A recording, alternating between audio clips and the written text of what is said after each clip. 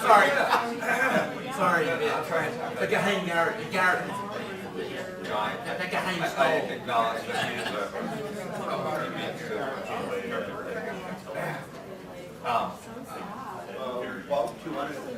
Yeah, so oh, you got that right there. So the fact is that you don't see an effect on people's knowledge of this guy. Well, we've made it to the last panel. It's been a lot of fun for those, particularly those of you who've been here throughout. We've now explained roughly 280% of the variance in the vote, and so now we're going to turn to two of the most important explanations that have been offered in the popular press. One, Hillary, and more generally, attitudes towards women and the effect in terms of the election, and then Obamacare and its effect on the election. So let me turn to Borges, who also gets the award for producing the paper under the most trying of circumstances of all the participants. Well, first of all, thank you to the Mershon Center for allowing somebody who's basically on a 4-4 load at a teaching university to take over from some co-authors and do a presentation like this. I've learned a tremendous amount just from listening from you to all of you, and I'm actually going to try to convert this into something I can use with students. This will give them sort of cutting edge stuff. I'm sure they won't appreciate it, but whatever. I should also thank Marianne, Stewart, and Harold Clarke for asking me to do this. I would not have actually gone out and bought Hillary Clinton's What Happened book had it not been for the opportunity to do this paper. As a former journalist, I do not like to read political memoirs, political explanations, but hey, a good political novel. And that's really what Hillary Clinton turns out to be. So anyhow, one of my professors many years ago told me we should always start with something from Shakespeare. They said it's a very effective way. I thought long and hard about this, and I really had a hard time coming up with something. So the best I can do is, I come not to bury Hillary Clinton or to praise her. What can I say? We've got what we've got. Hillary Clinton, we've heard so much about this in the media. She's become sort of this lightning rod for what was wrong with the 2016 elections. Our approach here is going to be much more narrow than the general theoretical approach that you have used. We're going to talk about the attitudes towards women and their status and their roles. But in fact, we are looking at a general election phenomenon that, and not at the broader primary situation. We are basically based this paper on,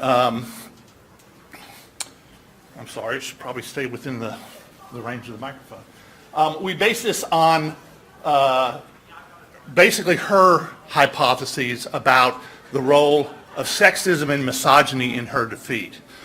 And some of this information was given out prior to the election. She started making some comments earlier on, but much of it came afterwards. And of course, the book, What Happened, becomes the sort of the explanation. Now, I want to say something about the book. How many of you have actually read it? Okay. Not maybe, okay, so some of you don't like political novels either, okay. So maybe here's the deal. When I was reading through this thing, I got to early chapter that basically discusses misogyny and sexism, and I thought, okay, well this sort of makes sense. It might be a little, preachy, assessing blame, but what I really wanted to see was how it fit into the other factors. And one of the final chapters in the book is the chapter Why. And strangely enough, misogyny and sexism are never mentioned in that chapter. So keep that in mind as we go through this. Hillary's hypothesis. Basically, during the 2016 campaign, you all remember the comment about the basket of deplorables, of which one of the members of that basket was sexism. In May 2nd, Hillary had, of this year, she actually attributed her loss at a women's gathering to misogyny. Some people didn't vote for her because of that she was a woman. So she also makes the claim in her book, as I've explained. But we wanted to evaluate whether there was really any empirical evidence to support this. And at the same time, look at whether there are attitudes towards women's roles and statuses related to voting in the 2016 election. So basically, Clarke and Stewart had included, had bought into the CCES with a module that included 6 questions on women's roles and statuses. These were used to create an index, to basically evaluate what were those attitudes, and then we're going to put them into a model that controls for many of the usual suspects. Basically, 6-item index, progressive attitudes would be indicated by the high scores. I'm going to jump ahead here. These are the 6 questions. There's a lot of equality between men and women in the United States. Number 2, the proper role for women is to be good wives and good mothers. 3, new parents, both mothers and fathers, should get leave from their jobs to take care of their newborns. Number 4, women often earn lower salaries than men for doing the same jobs. Number 5, most people generally feel threatened by women who are strong. Number 6, qualified women can get promoted to higher jobs as easily as qualified men. And as you see, we have a 5-point scale with the don't know category as well. So we use a multivariate model with controls for all sorts of the usual suspects. Candidate images, party identification, evaluations of Obama's performance on important issues, evaluations of the economy. Also the attitudes towards particularly salient issues in this election: Affordable Care Act, immigration, same-sex marriage, and abortion. We had a racial resentment scale, liberal conservative ideology, and the usual socio-demographics: gender, age, education, income, and race, ethnicity. We used a multinomial logit analysis, vote Clinton, vote Trump, and non-voter with voting Trump as the reference category. What we get is some interesting figures. I'm going to go back a little bit here to some descriptives. If you notice, what we see here is a little bit larger gender gap than what is found in the exit polls. The exit polls for CNN and the New York Times estimated the gender gap in the election at roughly 12 and 13%. We are finding in the differencing between these two figures, 19% for Clinton, I believe it's 16% if you look at it for Trump. So we're finding slightly larger effects in this sample.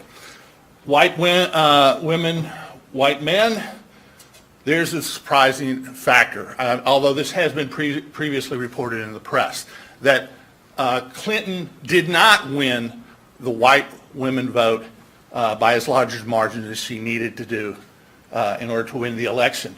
If you look, of course, at the minority men and the minority women, you see substantial gaps.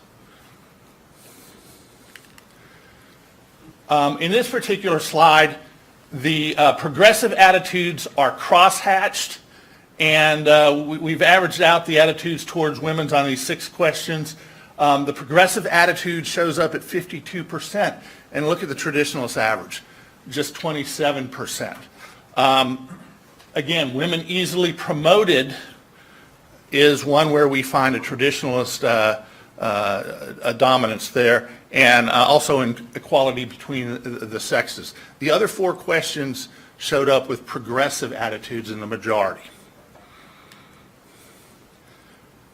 The role of gender, or progressive attitudes towards women's role by gender. Equality between the sexes, as you can see, has a pretty good spread here. Be good wives and mother. The disagreement is relatively small. And that's the only one that we really don't find much of a gap there. These are the progressives. These are not the traditionalists mixed in here. Average for men, 42%. Average for women, 63%.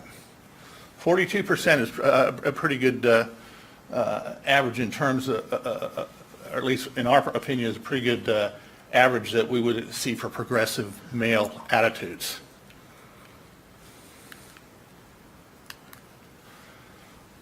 Voting for Clinton and Trump among those with traditionalist attitudes. This is broken down by the vote for Trump and Clinton. And as you can see in each case, the vote is strongly for Trump. And here's the results of the multinomial logit analysis. So basically what we have is statistically significant variables of Clinton image, Trump image. Party ID is not particularly, is not significant in this in this particular analysis. Obama issue performance does show up as significant, but here is, of course, what we were looking for. The 6-woman attitudes index shows up, the progressive attitudes toward women are a predictor of Clinton vote, and they are significant. The rest of these, I believe, are all, with the exception of H squared, are all non-significant. Here we're basically charting the change in the probability of voting from -2 standard deviations to +2 around the mean. And as you can see, there are significant change of roughly 45%.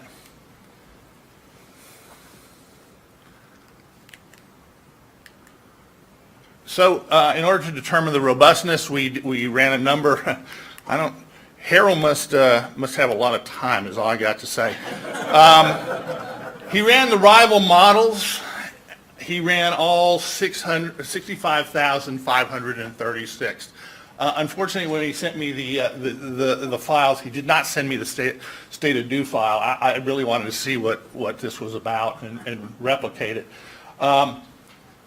Basically, what we see is 100% of the coefficients for women attitudes variables are properly signed, and 97% of them are significant. 65,000? And here's basically a graph of what we've got in terms of the size of coefficients across all of those rival models. As you can see, it's got a little bit of a tail out there towards the right. So the other big thing we wanted to see was there interaction between gender and the attitudes towards women's role? And so what we did was use this nonlinear discrete choice models. I and Norton were the basis for this. What we find is interaction effects that vary in direction, size, and significance, depending on all the values for the predictors, but virtually no evidence of significance with a two-tailed test. This is a plot of all the individual interaction effects, and as you can see, only about 3 of them exceed the 95% confidence interval. Those would be the significant ones. Oops. So here are distributions of feelings about Clinton and Trump on an 11-point like-dislike series. Gee, what does this say? I guess there were not very many people that you're getting 35, 36% on the basically on the really dislikes for each candidate. So basically this confirms what we already know about the election, that this was widely said that this was the worst choice politically in what, 200 years? I don't know. You can guess, at least since 1932. But basically we see this here with the high dislikes for both candidates. So here are the feelings about Clinton and Trump by gender. As you can see, this was an 11-point like-dislike scale. The men for Clinton, 3.1 average score, 3.8 for Trump. So Trump has the edge with men. You look at it on the other side, on the right-hand side, and you see 4.6 average like-dislike and for Clinton, and 3 for Trump. So we see the edges that we expect. The other thing that we do in these in multiple national election surveys is measure the traits that contribute to candidate image. And the way we generally do this, honesty, dishonesty, responsiveness, unresponsiveness, these are paired basically. Trustworthiness and untrustworthiness, and then competence and incompetence. This is something that Harold has used in Canada in British election study and in his American studies. What you can see here is some very interesting things. Hillary Clinton is both ranked lower in honesty and higher in dishonesty, but by marginal numbers. But wow, I mean that sort of to me is a wow thing. I couldn't believe this when I first saw it.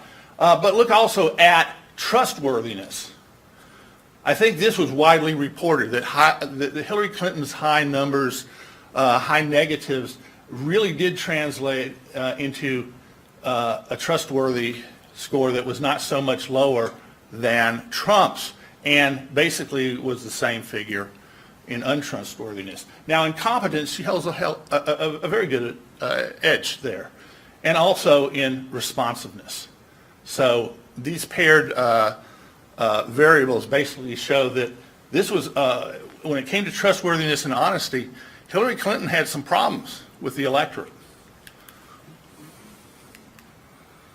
So indirect effects, we put these into an OLS regression analysis with the dependent variable being the women's attitudes index. And what we found was that Clinton's components of her image were basically not significant, with the exception of competence. So there's very little evidence that attitudes towards women's roles and statuses affected Clinton. Just the opposite with Trump. First of all, you see that the competence is not significant, but the other variables were.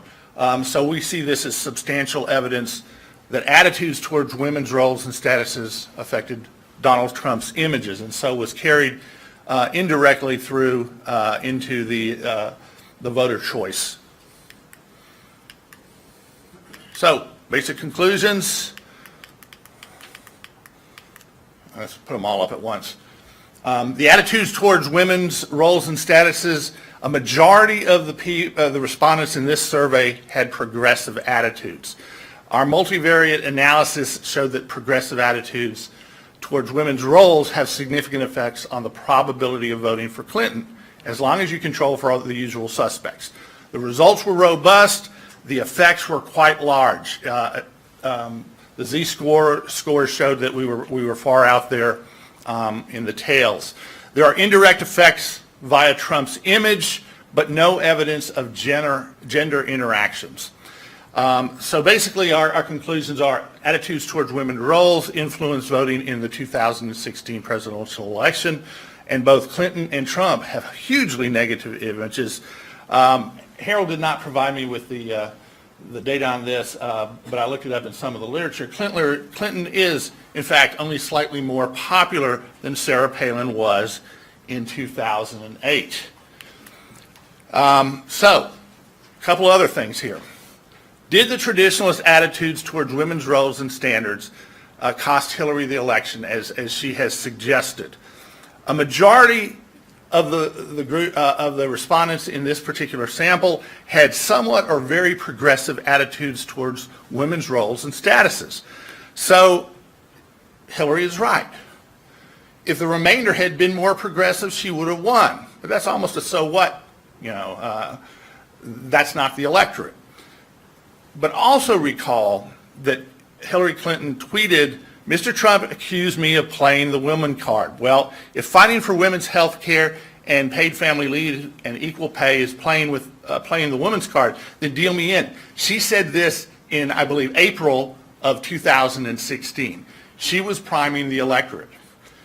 She knew that, or at least we think that she knew, that this would be an issue that actually would pull votes toward her. And what we think we've seen here is that by priming women's issues, Hillary raised the salience of the issues and thus closed the gap. So Trump following her around in the debate, Trump's many statements about women did not really hurt Hillary Clinton so much as it marginally helped her. So imagine a counterfactual where she and the media had declined to play the sexism card. Would she have had a better chance of winning? Well, maybe not. We are mixing some data here. These are ANES from the previous elections. The likability scores for 2008, 2012, 2016. Obama, 2008, 5.1. It's a toss-up election, so you don't expect to see real high scores. 5.0 in 2012. Here's Hillary Clinton, 3.9. McCain, 5.1. Trump today, 3.4. So yes, this would predict that Hillary Clinton might have had an edge and should have won. But here's, of course, the one that gets me. Well, Romney at 4.3. What if the other Republican candidates in 2016 had run against Hillary Clinton? Would the margin have been closer or greater? Harold and I debate this. I sometimes think maybe it's probably that it would not have been as close, that Clinton had too many high negatives and was going down. But who knows? This is speculation, right? Couple other things. So I started with Hillary Clinton's "I'm with her" button. She made many mistakes, and she concedes this in her book. One of the mistakes she does not address is the problem of these two slogans. Stronger together, it sounds very, very good. But if you go back to the front, get up there. "I'm with her." What's wrong with that? I have a theory about that one. As a professional communicator for my first career, "I'm with her" is basically saying it's about the candidate. If you listen to what Donald Trump was saying, whether you agreed with him or not, whether you believed him or not, he was repeatedly saying to the electorate, "I'm with you." And this actually could make a significant difference, at least from a communication standpoint.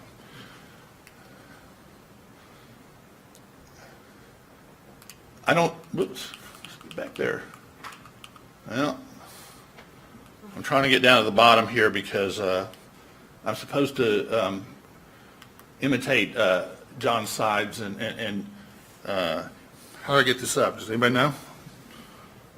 Oh, just fully expand.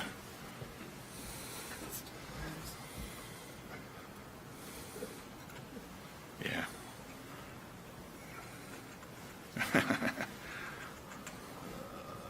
I'm still in a book for Harold, okay?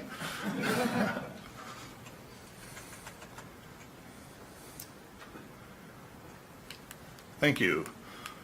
Reference, a final thought: if you're tired of U.S. politics and would like to visit the U.K., we have just the thing for you. Harold's book on Brexit. Okay? Good. I felt like I did my shilling. All right.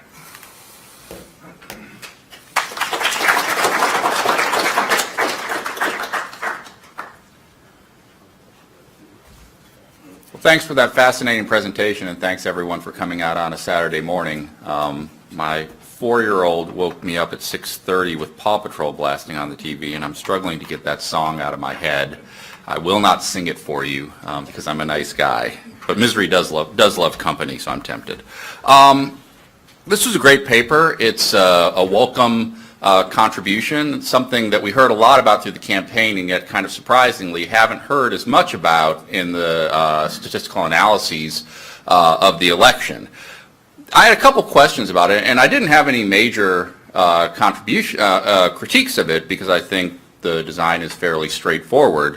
One question I had was what happened if you were to utilize a different reference group. The reference group utilized is Trump vote, but my office mate and colleague John Green has found that some of the difference that we see is a choice between deciding to vote for Clinton or Trump versus not voting at all.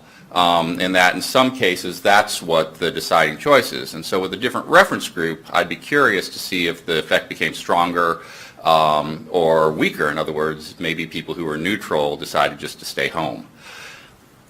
The second question, and this I think is, if there is a critique of this, it's probably the largest one, which is the linearity of the scale. Obviously, anytime you're building a scale, the way you do it is going to be problematic, especially a 7-point scale. And so here is kind of an underlying assumption that every tick you go up the scale, it causes a similar change in the probability of voting for Clinton or Trump. And I wonder how reasonable of an assumption that really is. The first couple points from neutrality probably make a big difference in whether you vote for Hillary or vote for Trump. But that last tick from, say, a 6 on the scale to a 7 on the scale, I wonder if it really makes that big a difference. One way this could be addressed would be to run the different one way it could be addressed would be to run the different things one at a time and see if they each have equal steps.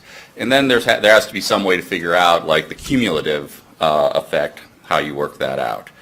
Where this becomes potentially problematic, I have a very strong prior that, you know, ultimately this is some sort of stand-in for ideology.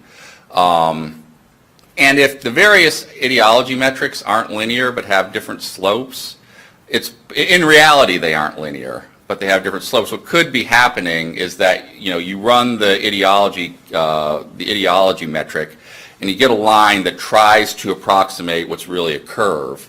And then you put in this other thing that kind of is basically soaking up whatever the variance is that's left over from that imperfect ideology metric. So I think running different polynomial models, in effect, I'd be curious whether the effect remained robust with that.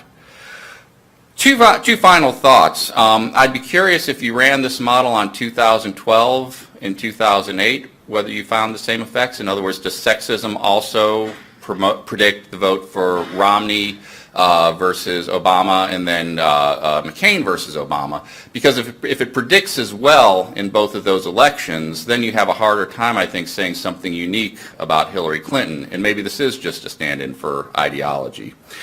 Finally, I thought what you said at the end was extremely interesting. It's something we discussed in our office, and I think it pervades a lot of these discussions about racism and sexism, which is kind of how it's framed in what the null hypothesis is. When you say, you kind of don't at the end say this, but when you say, is the test whether or not sexism cost Hillary Clinton the election, or whether racism cost Hillary Clinton the election, you're making an implicit claim about the null hypothesis. What would happen if we took it all out?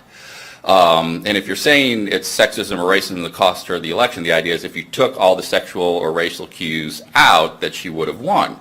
You're finding something different, which is that if you took all the sexual or racial, all the sexism cues out, potentially she would have done worse. So I think that's actually one of your most interesting findings, and I would be interested to see it kind of moved up in the paper, because I was reading through it, and all of a sudden I see it at the end, and I'm like, wow, this is really fascinating. So those are my thoughts to start the discussion, and I don't know if we're going to do it now or do a joint Q&A. Do it now.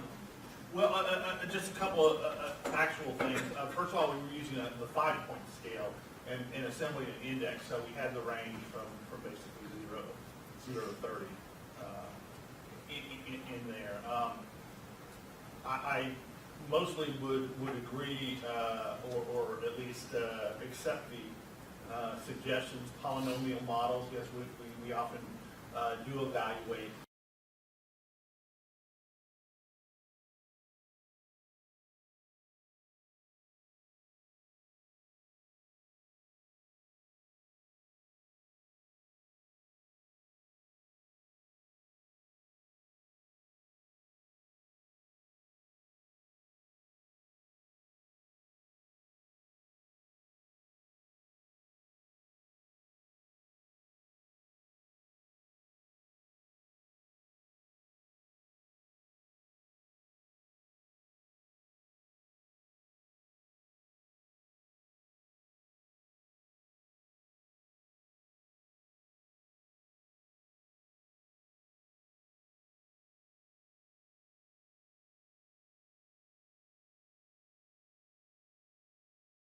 It's about Obamacare.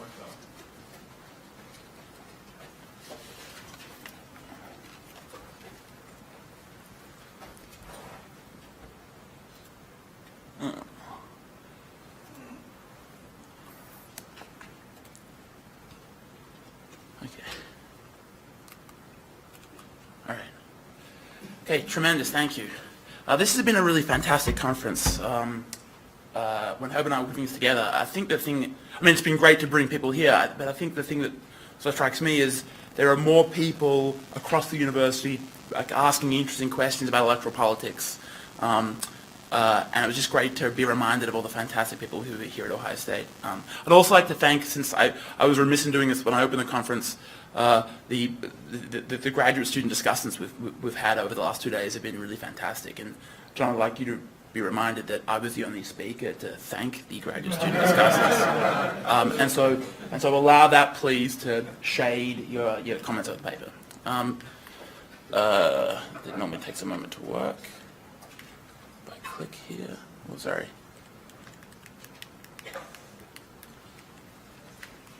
Let's, all right, I can keep using. Steven, is there a? No? Hit the upper half of the button toward the The top. upper half?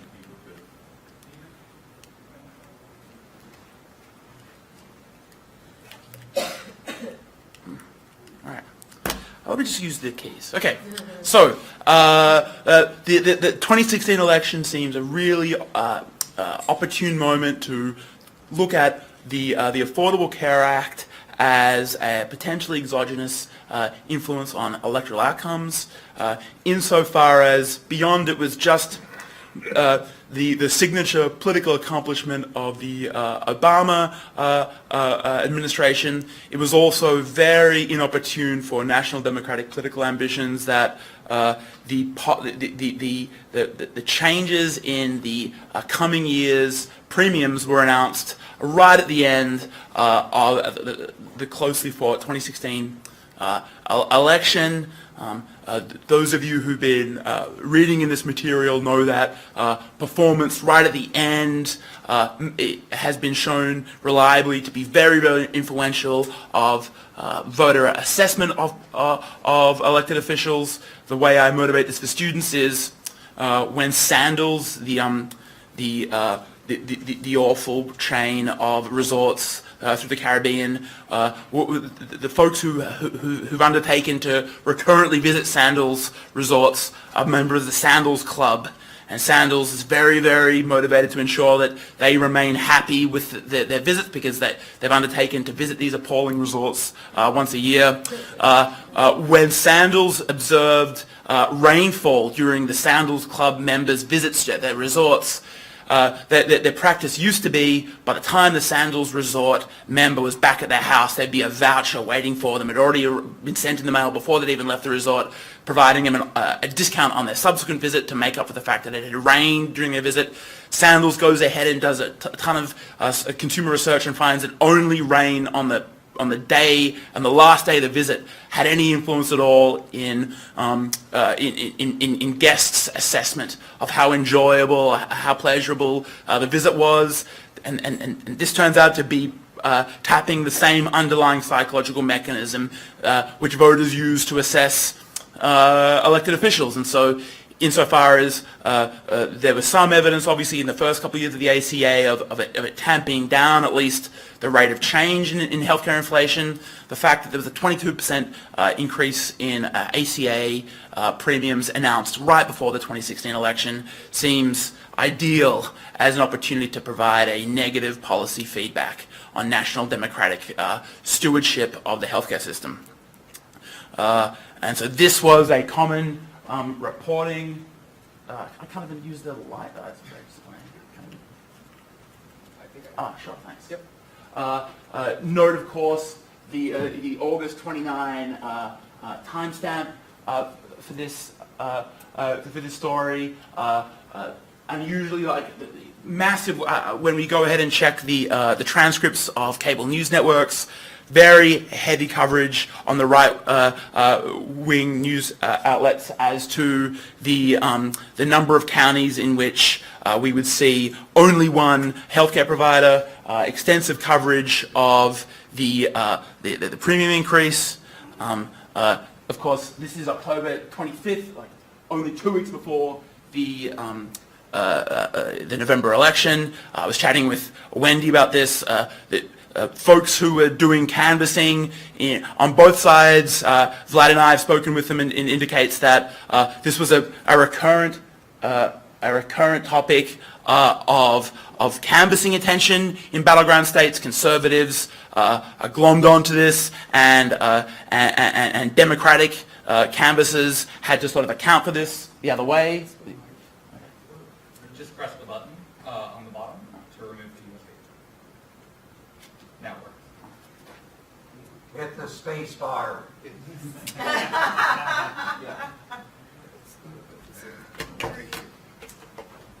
Oh, there is no space bar.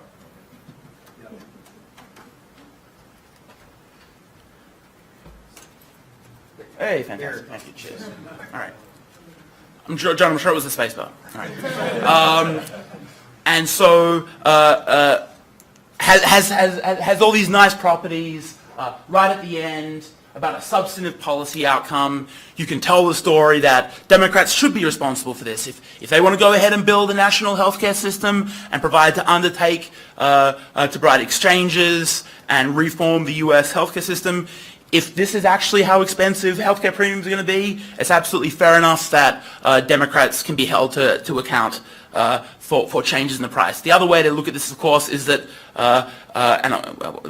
to frame this finding is, of course, that Republicans had the opportunity to actively sabotage attempts to improve the ACA after it was initially passed, to the extent that we show that it went on to damage the subsequent Democratic candidates' electoral opportunity, success. It seems to be consistent with the idea that vandalism of your opponent's policy was electorally rewarded.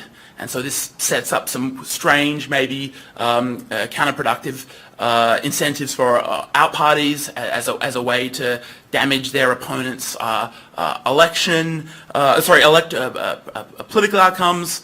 And so we can sort of debate whether that's democratically healthy. So for this paper, we're going to go ahead and take administrative data from all those states who sold ACA plans through a cooperative or through the healthcare.gov website. And so it's only those light states where we're going to admit the available evidence.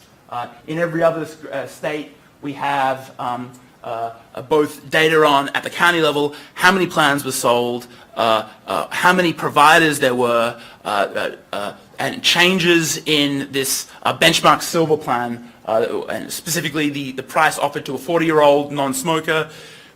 This seems to be, it doesn't turn out the results we show later in the paper are contingent on this choice, but the reason we sort of chose that particular plan and that particular consumer attribute was that was the one that was discussed most extensively by the Kaiser Family Foundation, reports on ACA changes, and it just seems to be a reasonable starting place. And then we're going to tie these changes in ACA prices to a couple of sets of outcomes. The first is going to be county-level election results. The second will be this sides-affiliated recontact of the CCAP respondents from 2010 and 2012. We're going to go ahead and measure their ideology at 2012 to avoid post-treatment bias. We're then going to use their zip code level identifiers to tie their political attitudes in the 2016 election to their exposure to changes in the price of these silver level plans. And then finally, we're going to take another Kaiser Health tracking poll from October and November in 2016 as another way to sort of get at this relationship, to show that it's not some strange, perverse relationship just to observe the aggregate evidence, and it's also not a function of this strange panel whom we have access to via the voter study group. We instead find consistent results across all three. So this is the main aggregate finding, wherein we see this cutting the opposite way. This exchange enrollment variable went ahead to the high levels of participation, degraded Trump's vote share when you regress it on just the levels of if a state expanded Medicaid and the number of folks enrolled at the county level. That result persists, but the important thing for our finding is, of course, this interaction effect here, wherein if you go ahead and estimate the marginal effect of a premium increase on the x-axis on Trump's county level vote share, you find that among those counties where the exchange premiums to silver plans increased the most, you see this small positive effect on Trump vote share. This is the same, if you go ahead and now look at the sides panel and compare the attitudes of voters who reported receiving a government health care plan in 2016. There's some ambiguity as to what that item means. But we observe this relationship wherein among those voters who report other sources of health insurance, here we are controlling for things like ideology, racial attitudes, evaluation of Obama in 2012. When you set those controlling scales to their median value, you see this very strong positive relationship of premium increases on the x-axis on the probability of reporting Trump vote. Now, I just because I'm among colleagues and friends, we can make this some concessions here. This is obviously in part a function of the fact that we have found those 165 panel-level survey respondents who report a government health insurance plan in 2016 and are too young to have received Medicare, and are too young to have received Medicare, have too high an income to qualify for Medicaid in their respective states. Among that sort of Goldilocks group of voters, we find a very strong positive relationship between changes in the premium increase and their reported vote choice in 2016. And this is just, of course, the comparable evidence from the Kaiser Healthcare study. To summarize these results, if you want to sort of look at this from the perspective of what would have been in the interest of Democratic political office seekers in 2016, there were a couple things. On dinner 2 nights ago, we made it clear that it was very strange they decided that the ACA price changes would be announced in the immediate weeks before the 2016 election.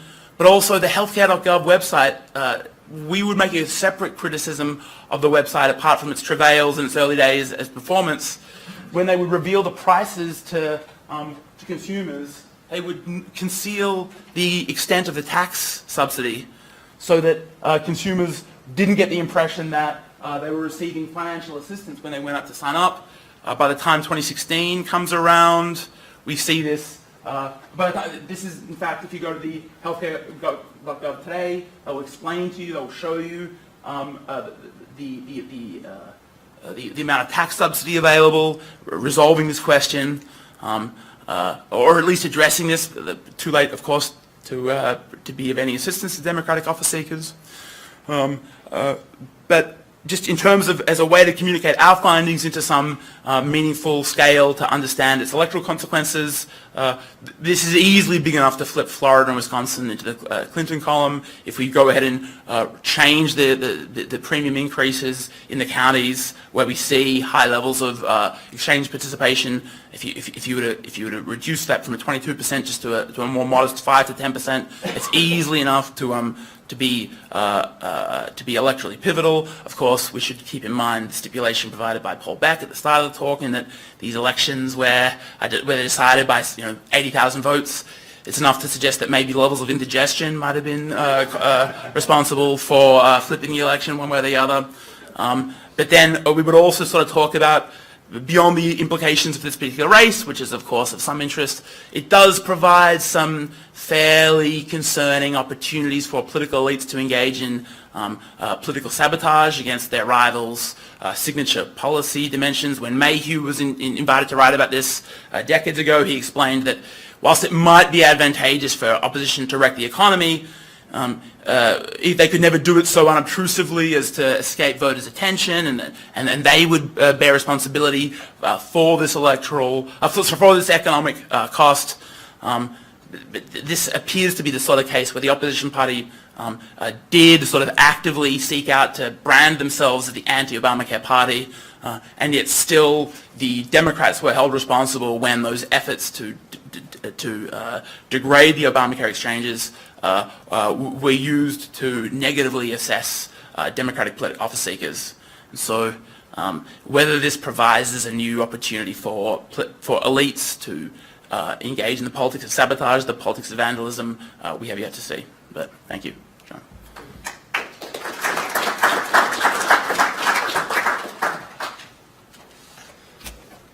So in a past life, I was a Democratic political hack, so this paper is particularly depressing for me. In part because I buy the mechanism, I buy the causal story. I think the results are fairly convincing. I had some slides. They show very similar stuff. I think the money results slides are in there. So you've seen them. The one thing that I had was some local news coverage in late October 2016. Particularly, there's a Milwaukee Journal Sentinel headline. It's like Obamacare premiums to soar in Wisconsin. Same guy in October 2017 writes the Obamacare premiums to go up, but consumers not likely to see actual price increases. Sort of making that qualification that the people who are paying these or buying these plans are shielded from premium increases by the tax credits. You mentioned the limitation in the voter study group panel about the question wording. I just wanted to tease that out a little bit more. The question asks respondents if they have private or HMO insurance or a government plan. And as you say in the paper, it's not obvious what someone who bought insurance on the exchanges should have answered to that question because you bought a private plan with government help. My thought there is the kind of Obamacare premium exchange buyer who knows that they've bought a private plan is also more likely to know that they were shielded from premium increases. So you might, I think it's a pretty strong assumption to assume that would kill your results, but I think that you might be amplifying your results there if you're limiting to people who didn't know that they didn't have government insurance. But that's really my only criticism, or if you can call it that. I think this is pretty well specified. I think in terms of stuff, like there's a lot of stuff in the presentation that isn't in the paper in terms of the qualitative evidence. The Kaiser family poll, I don't think made it into the rough draft of the paper. We literally got that email from Kaiser yesterday. Okay, yeah, so just some other more qualitative supporting evidence to put in the paper. But in terms of implications, sort of an implication, I think, for technocratic, wonky policymaking in terms of if you're a party that wants a more active government role in healthcare, one of the things the Democrats did was make a really complicated policy with a lot of choke points and provided their opponents with a lot of opportunities to block it, and then didn't take aggressive credit for what they were doing. With that, you have in the appendix, and you showed the slide, that little, like, in faded font and small print with the tax credit. If the Democrats win back power, why not just pass Medicare for all? And like, even if you don't think it's as good a policy, it's politically more viable. You can take more aggressive credit for it.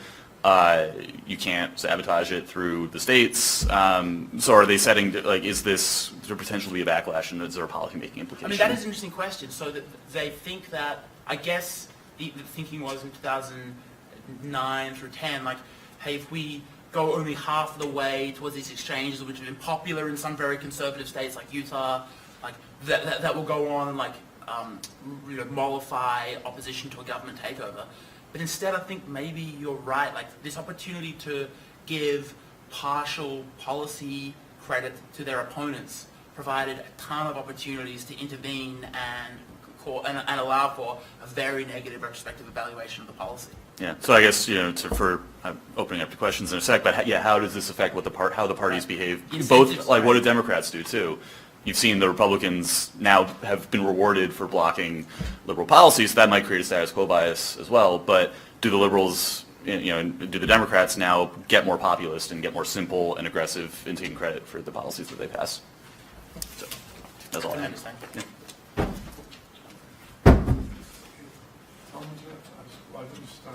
Sure. So the floor's open to questions for Tom.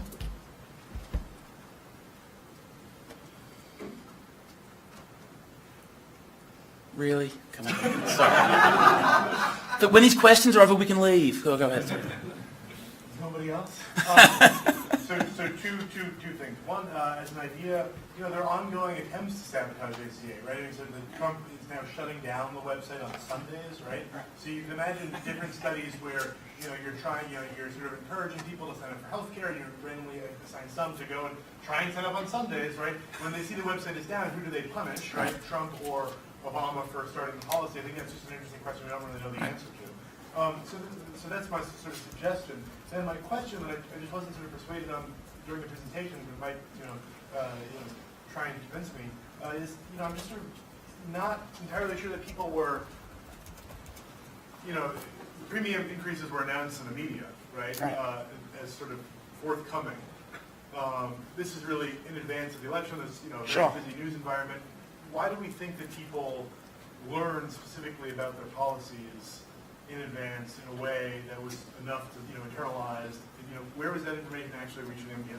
So we have no measures. I can just tell you I have a bunch of anecdotal stuff. Like among the folks who were canvassing here in, that blew up at the doorstop. And this is not some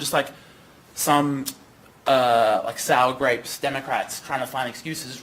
Republican folks who we've spoken to as well said, no, that was our gift, that was our manna from heaven in these states that was how we introduced the possibility of for lower income Democratic Union households to vote against Obamacare because all this wonkery had provided a broken system.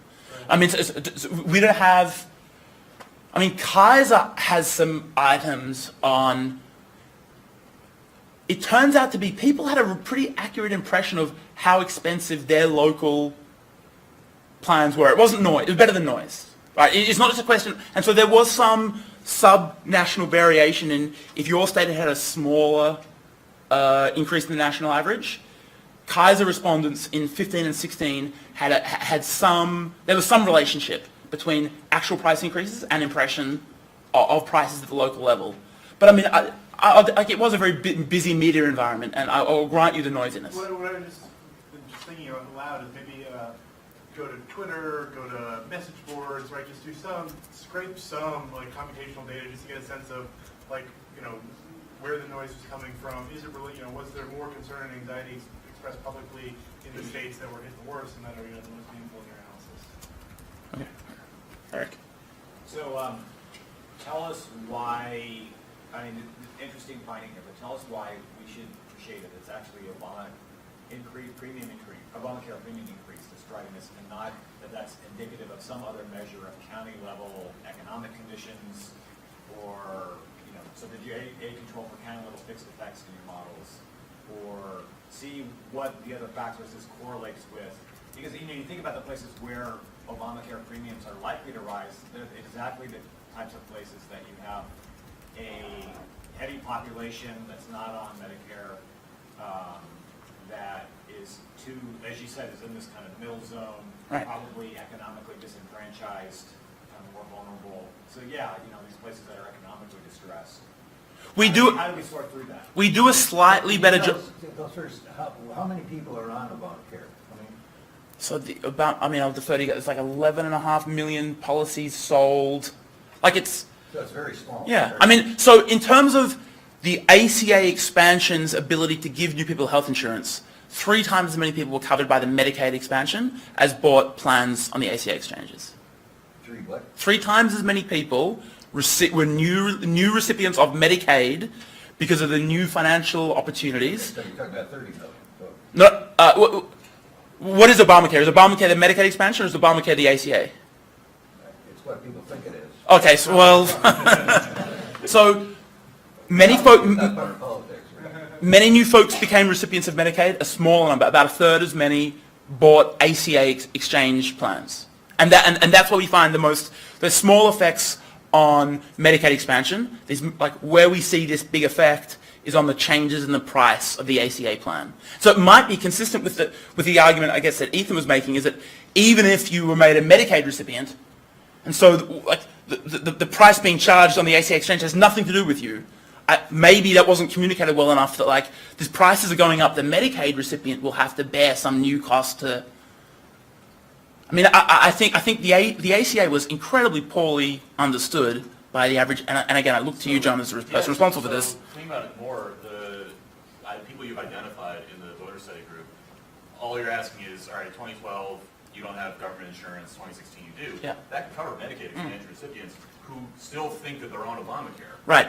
So we can filter those guys out a little bit on the, we go ahead, we have an income measure in 16, so we look at the state level, but of course, I mean, measured with some imprecision. We hope that's not driving the result, but. But I think that it would help your case if it did almost. Right. If you're still describing the same sort of, voters don't understand what Obamacare is, how it works. All they know is that they somehow now have health insurance because Obamacare passed and those premiums are going up. Well, a small number of people have it because. Right, but if you do and you know that that's why you have health insurance and you see a whole bunch of news coverage saying Obamacare is going to get more expensive.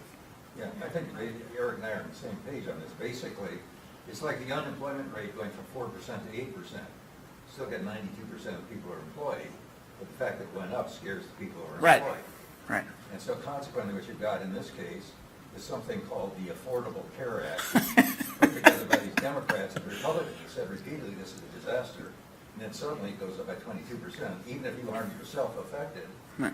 If you're working for Ohio State, you aren't. You know, in fact, the vast majority of people are not affected by it directly. Nonetheless, it's an indication of incompetence or something. Just like the increased unemployment, basically your job is not likely to be threatened, but it means the economy's not doing all that great. So the implication, I don't quite see why you want to deal with, you know, the county level or the micro level on this. There aren't that many people in any of the areas that would dominate it pretty much. So that we find such response, it's a bit similar to the answer that Wendy provided when people say, it's crazy, who the heck knows who the congressional member is that we can see this effective DW nominate? And then she gave like a really nice answer. She's like, well, it works. And so, I mean, like, admittedly, I don't want to be that opportunistic, but like, it does work. Like, folks. They say small. I mean, sure, but like among the small group of people who've identified this big panel, their vote was very, very responsive to this otherwise hard to kind of comprehend. It ostensibly should be more responsive than somebody who's not thrown out. Sure. If you're thrown out of work, you're more obviously than if not. Right. But the point is that it's a generic Sure. issue. This No, is a big deal. This is not a side issue. This is one of the main issues we can't. Right. Republicans obviously have been screaming about it for about 15 years. Right. Longer than Obama lived, right? So consequently, Rick? Curious, I think it's a very interesting study, and the idea of sabotage as a perverse consequence of this, and I think we see it on both sides, right? it's happening now in the other way. Yeah, not really. And And I can think of real sabotage, Reagan sending surrogates to Iran to be sure they do not release the hostages. There's debate on this question, I think. If that were true, Yeah. that's genuine sabotage. Here, Or Nixon suggesting that the South Vietnamese hold out for a Nixon regime in Vietnam. Right. here it looks more like to an information war, and I'm uncomfortable calling it a disinformation war. It looks to me like here it's just the endless fight over spinning, why should I attribute this to sabotage, or even see this as a sabotage story, and not as more of the just total incompetence of the Obama administration in rolling out Obamacare, so to speak. They screwed up the computer access right from the beginning. It looked like they stumbled out of the gate and just kept falling on themselves through the entire implementation. I mean, this is the Republican story, right? But it's also the narrative that's out there. And it seems to me that from what your story is, the obvious move the Democrats should have made was to say that this 22%, just spin it away, right? It's not 22%. It looks to me like this is really just a story of spinning and information war, because they were talking about lots of other indicators, right? The jobs not getting created or getting created, in whatever it was, right? I mean, there's a lot of disinformation and folks going out all over the place. This is just more of it.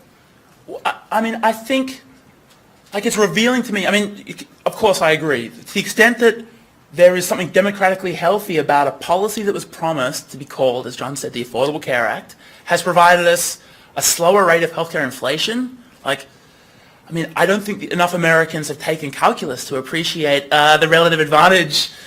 And so, I mean, this is why you see, I mean, maybe some Democrats have been mugged. They thought the exchanges would be more effective. And this is why few Democrats are anymore talking about a marketplace for private health insurance as a panacea, and maybe a more traditional European style, single 1.5 payer system is going to be the thing necessary to stop healthcare inflation.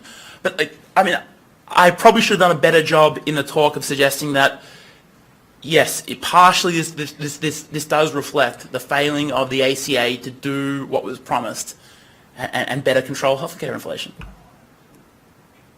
I would just add there, I think what Trump has said since taking office is again a case of him saying quiet part loud, where he's very aggressively said, let Obamacare blow up, and the policy will tank, and then you'll have to adopt my replacement plan.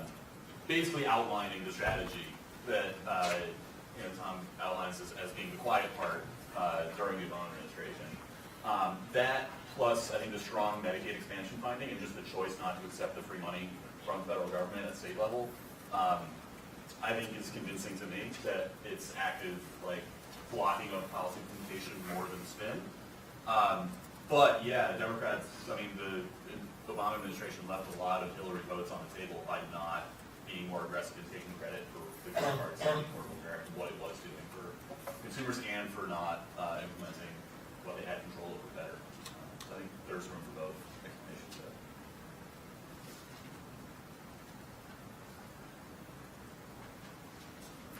Tremendous. Herb, you want to come? I think we may be done. Right. Is it time for closing announcements? Right, well, sure. First, thanks again for Mershon Center and the Democracy Studies Center and the College of Social and Behavioral Sciences for their support. Thanks especially to Rick Herman. Thanks especially to Kyle for arrangements, and particularly Stephen Blaylock, who's out of the room this time, for the appreciation, but he really helped us a lot in terms of coordinating things. What else? Be sure to send expenses to Stephen. If you've got expenses to send in, be sure to do that. There are sandwiches here for lunch, particularly for participants on their way to the airport, or if you've got enough time to chew it down here. What else? Also, there's enough sandwiches for the discussants and also for the Mershon faculty, so please join in. The presenters might want to make sure they get theirs while there's still some left.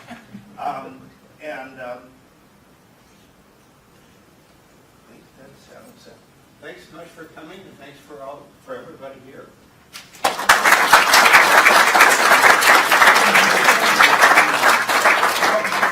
No separate findings. Tom was going to finish up on that score, right? No, we're now.